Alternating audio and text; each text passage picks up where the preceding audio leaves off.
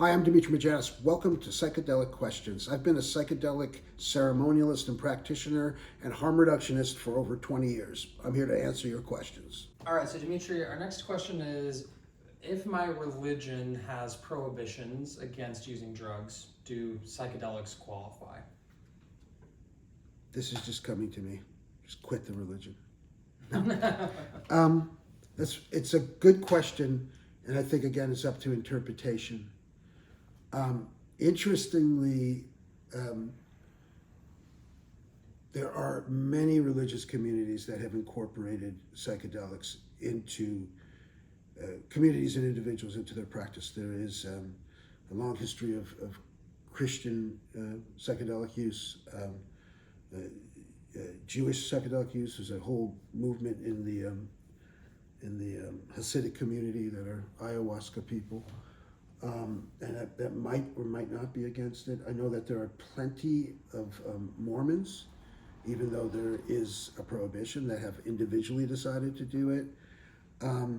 There's plenty also that's been written about Islam and psychedelics. I'm blanking on the brother's name. Oh God, something Knight. He's a convert. But hopefully we'll have some information on that. And there has been if I'm getting this right, and forgive me if I got it wrong, but a fatwa isn't necessarily a negative thing. It's just an edict. And I think that there was a fatwa by some clerics out of Iran that condoned the use of plant medicine. So it really is individual by individual and religious group by religious group. Again, check within yourself, check with your clergy member if you find one that's trusted. But I will say that having a spiritual practice, having a religious base can be one way in which to bring this the experience more fully into your life. I guess I'm sort of interested in just talking about my own experience with this, please. And hearing your reflections about it. Yeah. As a Mormon, the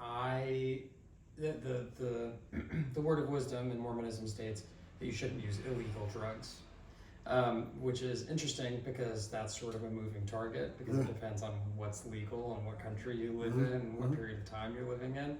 But at the time that I started using psychedelics, it definitely was illegal, and it was prohibited by my religion.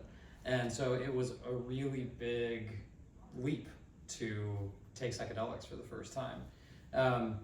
And it has, in many ways, really enriched my relationship with my religion.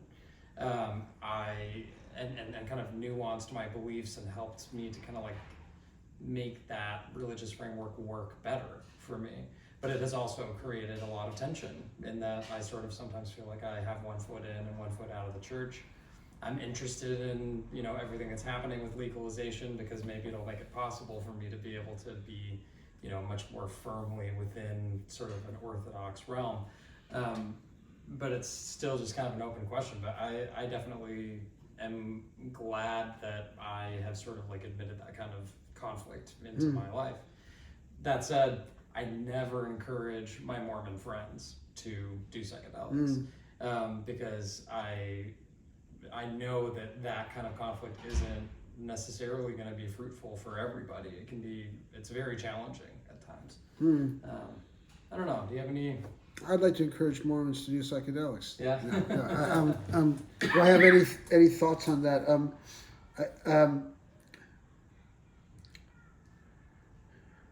Yeah, you're at the place of your life and sophistication of your practice where that you can create something out of that becomes, instead of this horrible burden, an interesting tension. And so, we have to acknowledge that, the set and setting is our community. Set and settings are traditions. And so if it's too much of a conflict, it, could be just too much of a conflict. So if it's someone who's struggling with that right now, just, pray on it, I would say,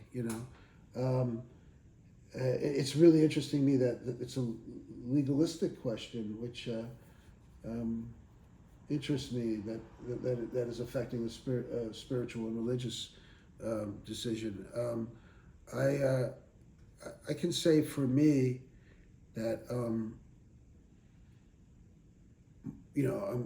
I was baptized Greek Orthodox, but I'm nominally Greek. I'm very Greek, but nominally Orthodox. But increasingly, I've become more and more interested in the imagery from the church and the music from the church have gone into my journeys and into my life as I become more interested. And if anything,